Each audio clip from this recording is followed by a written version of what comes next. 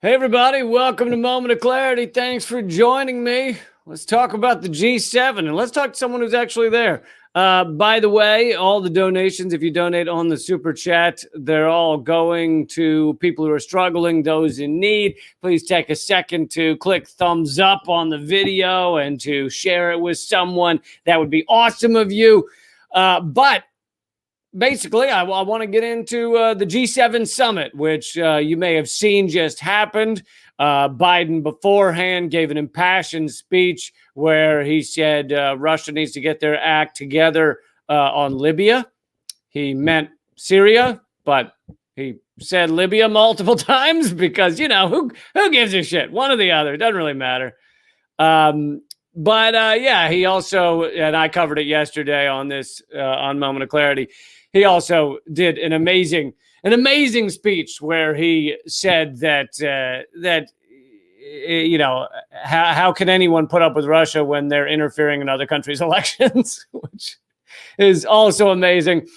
But considering how that's really our pastime, our hobby, our passion, it's really our passion, interfering in other countries' elections and, putting in our puppet governments.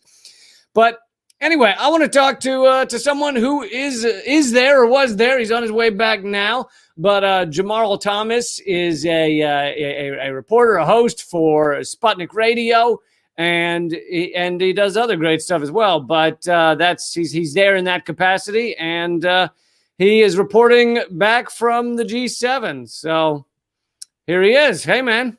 What's happening? It's the Putin-Biden summit. What's that? Putin-Biden summit in Switzerland. Oh, so this isn't the G7. The G7. Oh, okay. This is right after the G7. No. But we can talk about the G7 if you want. I'm at the Putin-Biden summit in Switzerland. Sorry, this happened right after the G7, right? Oh, say that one more time. I'm sorry. This happened right after the G7, right? Yeah. You can't hear me? Yeah, right. So think of it as Biden was basically doing a world tour. Yeah, Biden was basically doing a world tour. He was talking to all of these leaders. He did I'm sorry. Wait a minute. How about now? Can you hear me? Yeah, I can hear you. Yes. Can you hear me? Yes. Okay. So Biden did the G7, and of course, the world leaders were basically like, dude, I know you're going to talk to Vladimir Putin. That was that. Then he come to the Biden-Putin summit. And the wild part about the Biden-Putin summit, the quote or the comment, the paraphrasing that you gave, he basically, so there are a few things. Vladimir Putin took all comers in regards to Wall Street Journal, CNN. Right. I think there was one from Bloomberg. Everybody, the works. Biden cherry picks a press corps. And within the cherry pick press corps, there's a cherry pick press corps. And so those are the only people that can ask Biden questions. And so when Biden says stuff like, yeah, Trump supporters murdered a cop, nobody says, what cop was that, Joe Biden? Yeah, they didn't actually murder a cop. Yeah, nobody says that. Or when Joe Biden says, like, if the United States went around the country, around the world, undermining democracies in the way that Russia did, we'd lose respect. And people were like, so I'm in the press room, right? And I actively gasp. People look back like, what is he? And I'm looking at Minnie, I'm like, are you serious? I'm like, nobody's going to say anything about it. Like, nobody says anything about that. How does that fly, right? Like, wow. It's not even like ancient history. Like, we're acting as if Juan Guaido is president of Venezuela right now. We knocked out Zelaya from Honduras. Hillary Clinton said they escorted the man under the pajamas, but it wasn't a coup. Bolivia, you have even Lula. Like it's Aristide, we flew him in a fucking plane and dropped him in Africa. Right there. And so it's like, how do you say that? And what does the media's range of intellect, range of curiosity, range of capability to be like, whoa, that's the president. I respect you greatly, sir, but no. No, that doesn't happen. That doesn't happen. No, you get, moving on to the next question. And what you get anger from is, how dare you have a meeting with him and not give him the business? And so it's like they're screaming at Biden. Well, when Biden first came out in his speech, Biden took about 5 minutes to give the press what they wanted. If you notice, right, it's like, I told Putin this, and I told Putin this, and I grabbed his nipples really hard. I did all of that for you. However, we're working on peace and stability and everything else. It's the second part where the press lost it. Whoa! It doesn't sound like you gave him the business at all. You didn't punch him in the throat. You didn't. I mean, Putin came out here. He didn't agree to anything. Yeah. And so it's like Biden is trapped by what the Democrats trapped Trump in for the last 4 years. And he's trying to extricate himself from that because he realizes, whoa, the thing that happened in Ukraine was radically unpredictable. And the mainstream media drops context. So from the standpoint of the American public and the American media, what the public gets is Russia is doing all of this stuff and everybody else is just standing there. Nobody's doing anything. Russia's just acting and Russia's just responding. Biden knows that's not true. He's not that stupid, right? And in the context of that, he sees, I can't predict what's happening. There's no communication between us in any real terms. And this is a recipe for disaster. The world matters more. And so what do? Both of them come out. Strategic stability. We need to be able to work on things. We don't have to abandon our values in order to work on things that we agree on versus, compete on the things that we don't. And this was echoed by both. They mirrored each other. If you notice towards the end, we have a philosophical responsibility of protecting the world, et cetera, et cetera, et cetera. We are the major nations. We're part of great states and nations. The killer stuff wasn't there. Soulless, that wasn't there. And when they asked Putin seemed to get the domestic politics, which was, he's like, look, he said, because they said, did he talk about him calling you a killer, soulless killer? And, well, and that was still conciliatory. That was our media. That was our media to begin with. When Stephanopoulos was like, "Would you call him a killer?" He basically bullied Biden into going, "Oh yeah, he's a killer." Yeah, but Biden still said it.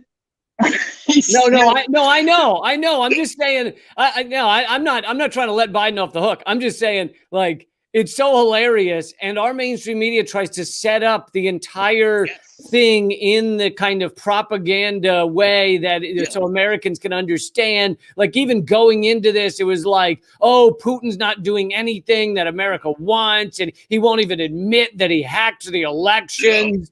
And it's like, you guys spent 4 years on Russiagate and proved fucking nothing. And yet, apparently, you just want Putin to walk out there and go, yeah, we hacked the election by those 4 Facebook photos we put up. Right. Yeah, it's really bizarre. It's like, if you were in the room and think about the framing of the workable point of view of an individual to do that, like in the way that CNN did. CNN stands up in the meeting, and CNN, you can look at him. He's like, I'm going to give Putin the business. I'm doing this for America. And I'm gonna give it to him. What about human rights? What about the Ukraine? What about the Moscow? Like, he's like screaming at Putin, like this rageful. And you think to yourself, like, do you hear what you're saying? Like, you're arguing about human rights when the U.S. has black sites. Like, how do you do that? How do you make that argument when you have Guantanamo Bay or people being shot in the streets, like 1,000 a year by cops, or the thing that took place with the immigrants? When we were putting these kids in pens. And yet, he stands there with all the gumption in the world, radically undeserved. What about the body? That's like, it's astonishing, right? Like, it means that from his framing of the world, Russia has the answer for something that America doesn't. How weird is that? As like world leaders and as human beings, that the CNN guy doesn't know American history. Or, at the very least, doesn't have to deal with it in real terms because he's not talking to foreign leaders. And so it's like, and that's the whole thing with Biden. Could Biden have gotten away with saying the stuff that he said if France 24 was there, if RT was there, if I was there? Oh, God. It's hard to get across, right? A reaction in the press room. Because I'm like, I can't believe he's saying that. It's so, like, it's shocking. But you're like, how polite do I need to be? Yeah, but it gets across the press. Like, it gets across how warped they are. When you when you see the meeting between Putin and you see him take all comers, right? And you see Biden, he's like, oh, here's my list. Here's my list. And that list was hostile. That list wasn't even like, we like this. That list was, we don't think you hit him hard enough. We don't think you got him to admit that he did these things. We don't think you got him to admit that he helped Trump, put him over his shoulders, ran him across the finish line. Like they wanted him to admit all of the sins. Well, and the vast majority of them, if not all of them, are just made up by U.S. government propaganda. Yeah, so, they're propagandistic hit points. Like, right. And so, and even if you want to make an argument that leaders take actions that are, let's say, vicious and everything else, that's all leaders. That's not, oh, Putin is doing something different than Biden is doing. Biden got in office and killed 22 people that he didn't even know were connected with the group. Like, if you read the New York Times, it says Biden kills 22 militants or whatever. And you read like paragraph 7 in the New York Times, it's like, well, we're unclear whether or not these were Iranian illegal. Yeah. So which one is it? Is he a killer when he does that? And does the media not recognize, like, what's in their heads? What is the distinction between those things? Like, that's the part that I'm always curious about, right? How does the media... Well, one is done by the good guys. We're the good guys, Jamarl. Everything we do is positive for the world. Love and light. Freedom of navigation. Freedom of navigation movements. Like, I mean, it's just really... Like, I watched it, and it's warped. It's very warped. Like, because if you're not ensconced, like in American media, let's say you're just kind of like floating above like all of the media around the world and stuff like that, when you're engaging that stuff, and you see this press conference, your reality is just can I curse on here? I can curse. Yeah, your reality is fucked. Like, it just screws with you. It because you're like, there's no way they believe that, and yet there it is. The American media became a story in this. Like, I think there are two stories. I think the first one is Biden and Putin seem to have reached this kind of kernel, this nanoparticle of reality that they want to build upon. I don't think they have an answer to, okay, how do we work this stuff out? I think they're looking for a basis of starting a relationship, if that makes sense. Meaning the very act of talking allows you to talk. And the very act of that conversation allows you to be able to proceed on things that you can proceed upon. Well, just real quick, speaking of, before you finish that point, speaking of talking, when Trump met with Putin, it was, oh my God, look at these two villains getting together to hatch their dastardly plans. When Biden speaks to Putin, it's look at strong Biden standing up to Putin, unlike Trump. And it's like, wait, aren't leaders of nations supposed to meet with each other? Like, and yet in one, you're saying it's dastardly. In the other, you're saying it's a confrontation and Biden's not doing anything Putin wants. And then if you actually look at the facts, Trump put more sanctions on Russia than Obama ever did. Well, it's so that's right. That's flesh out a little bit.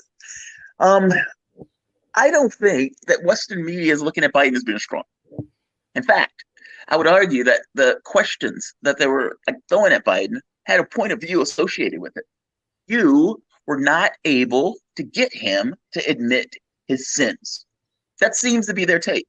I mean, like the screaming at Biden at the end, like, how is this a success when it seems like he didn't admit to anything? Like that nonsense, right? And then Biden said, Biden said, I didn't say I have confidence. I don't have confidence in anything. Right. Like, that's what I mean. He has to like continuously like walk it back. He can never, meaning like he goes into discussing like partnerships and everything else.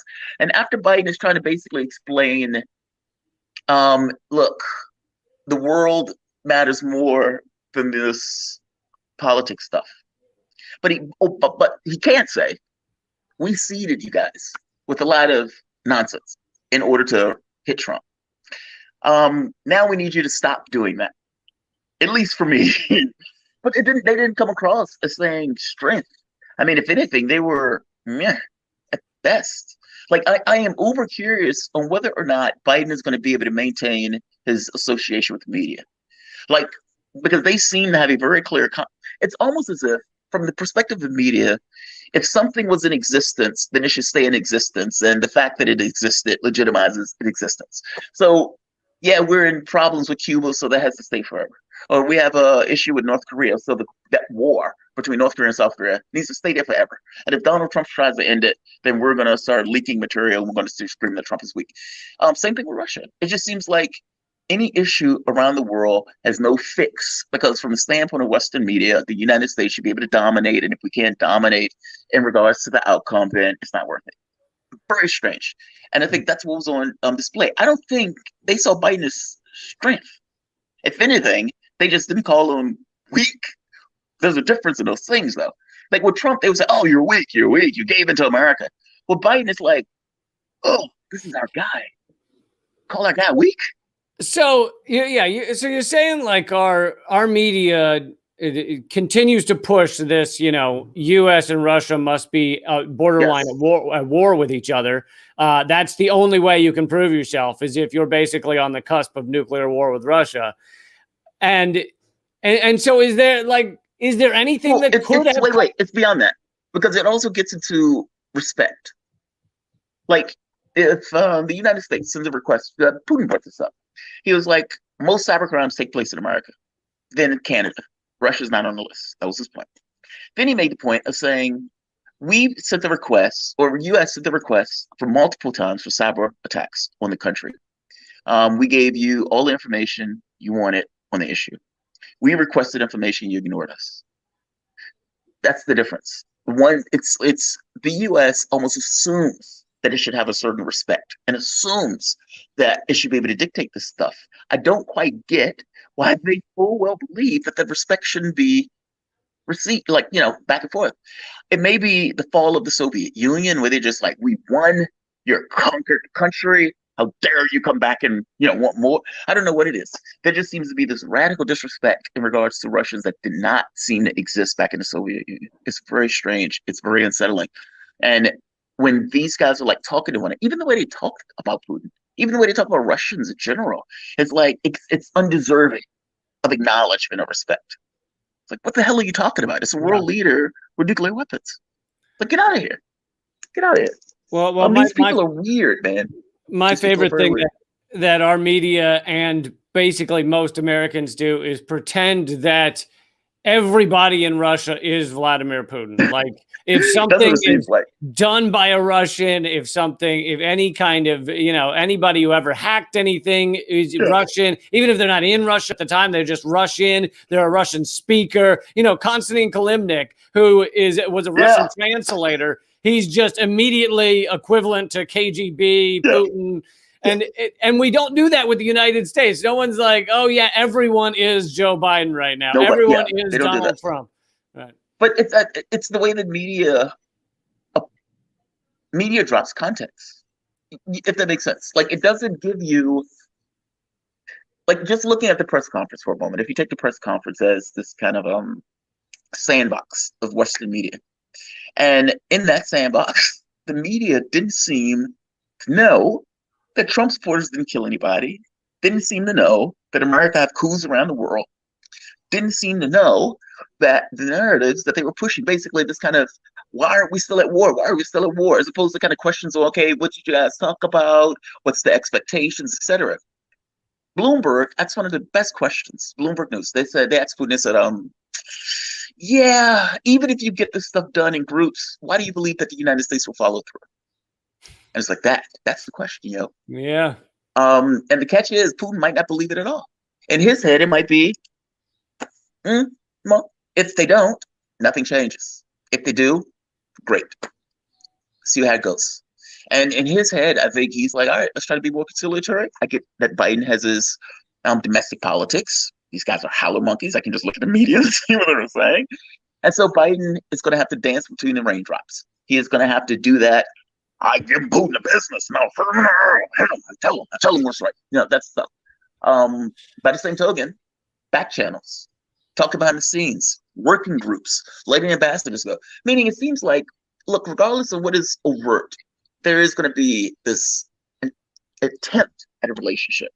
And the catch becomes, who are Biden allies that even try to do this kind of bare bones, basic, nanoparticle of understanding. Is it the media? Doesn't seem like it. Is it Democrats? No, no. I mean, if, the catch is, are they going to hit their guy? And I don't know Did that. you when you were walking around at the press conferences, did you end up speaking to any of these mainstream media guys? No, because they were, well, no, I had the opportunity to speak to some writers, maybe one or two other reporters. Those were interesting conversations, but they weren't on Biden. It was on, I got into a fight with a woman on the Nagorno-Karabakh. She was like an Armenian reporter, and I was like, you are insane. I can't believe you played that. We got to this big back and forth. It was fantastic. We were sipping like espresso, a cappuccino, eating a cookie and a muffin, and we were like going back and forth over the politics. No, I didn't get the chance to talk to one of the mainstream media guys. Those guys were basically rode in with Biden and left with him. Yeah. He had his entourage. And so those guys were at the villa or at the press thing, wherever they were hanging out, and they were separated from us. We were not as important. Yeah, because even our reporters in America apparently can't. The mainstream media reporters can't be near other reporters because they might get asked about the garbage they're doing. Yeah. I was shocked, honestly, like shocked. I know I cover media all the time, and I get how typically bad they are. But I think it is so dramatic, the difference. Like you see two politicians. One politician, all right, ask me anything. The other one, cherry-picked, very narrow. Some reporters can ask very specific questions, but American reporters were asking weird, biased questions that seem to lack a third-grade education of history. The foreign reporters, or once you get to Biden, at that point, it becomes Twilight Zone. Like reality doesn't matter in there. Yeah. And on some level, American media can only deal with American media because they're the only ones who would say stupid stuff like that without pushback. I mean, it's honestly, man, it is weird. Like it was very weird sitting there watching that conference after watching Putin's speech, because it's like, so wait, you asked him anything, but Biden gets the cherry-picked group, and even within the context of the cherry-picked group, Biden was still basically getting yelled at. I mean, it's very weird. You know, it's funny. Biden Democrats create a narrative about the Russian bear, the Russian menace, you know, Vladimir Putin doing everything to everywhere. And then he's telling this woman, you don't understand. But he's telling you don't understand for this profound reason of, we created a narrative to attack Trump. That narrative has gone too far and has destroyed the relationship between the two countries in real terms, where respect is not even there. We shared a hand in that, but you guys are still running with that. And that's a problem because the world is at stake. We're two nuclear powers. I could not predict the behavior of what was taking place in the Ukraine. I can't predict the behavior of what's taking place in Syria. There are hypersonic weapons that can get to our shores in a split second. And if there's a mistake, where's your reaction time when those things are going at these fantastic speeds? You don't get it. That's his point to her. There's a larger context, meaning my job, my philosophical job as president, goes beyond your stupid headlines. And while, yeah, I may engage in domestic politics when I need to, there are times when things matter more. And my responsibility to the world, I don't even think it's just to America, to the world matters more. And one other point, China. He gave a tell. He made the point of saying, look, China wants to be the world's hegemon militarily and economically. And you have a border with them, I think he's at 1,500 miles long. It's like, okay, Biden, why are you telling me that? Well, you're telling me that because it's like, hey, maybe we should work together to mitigate China being out the barn. Well, I mean, dude, are you serious? Like, I can imagine how that went over, right? By the same token, look, Putin, I would imagine, is pragmatic. And like any other world leader, is probably hedge bets, but not hedge bets in a way that would ever undermine the relationship between Russia and China, considering America is not a worthy or trustworthy partner. Meaning the relationship between Biden and Putin is going to be based on this kind of pragmatic, nothing changed scenario, with the exception of language. exception of an ability to communicate and understand how these things are acting. With America also trying to mitigate, even in this situation, China. Isn't that fascinating politics? It's astonishing politics. And it's like Biden has to deal with this hostile media, hostile Democratic Party, hostile Republican Fox News Party that is going to scream at him constantly. You're awake, you're giving in. They're hostile, but they're hostile in a very specific way. They're not going to say, Biden, why do you try and call Russia to account on human rights abuses when no one's abusing more human rights than America? Like, they would never be adversarial in that way. They're only adversarial in terms of yelling, "You're too weak" against Russia. Right. Yeah. Right. Yeah. Yeah. Well, man, you're weak. That's what it is. I really appreciate this. I know you've done 42 interviews over the past couple of days, so I will let you go. But have a great travels, and thanks for taking the time. Oh, man, dude, anytime, man. Thanks. Have a good one, my man. Thanks. All right, that was Jamarl Thomas. Check out his stuff when you get a chance. He was there at the Biden-Putin summit. Sorry, I titled this G7. I knew that Russia's not in the G7, but I thought Jamarl was at both the G7 and the Biden-Putin summit. But anyway, a lot of information there. But at the end of the day, there's also one more fact that needs to be put out here, which is these are both capitalist countries. When capitalism, as I discussed endlessly, puts profit over all else. So at the end of the day, these are both countries hurtling towards destroying our environment, hurtling towards destruction by climate change, hurtling towards buying up all the fresh water and having billions of climate and environmental refugees around the world. And so there's many countries that are hurtling towards that. It just so happens that the United States is the worst on that front, because we are the most wasteful, that is consuming the most, producing the most to consume, wasting the most, along with our endless militarism, our endless war games. And so we are the most dangerous on that front, but it doesn't mean that Russia, too, is now not a capitalist country that is also destroying its own environment, right? This socioeconomic system is headed there in other countries as well. So we need to talk about that, and that doesn't get talked about enough. But I think one of the biggest takeaways from this is it was the U.S. doing this bullshit propaganda against Russia, because the U.S. government has no interest in actually having a working relationship with the other biggest countries in the world.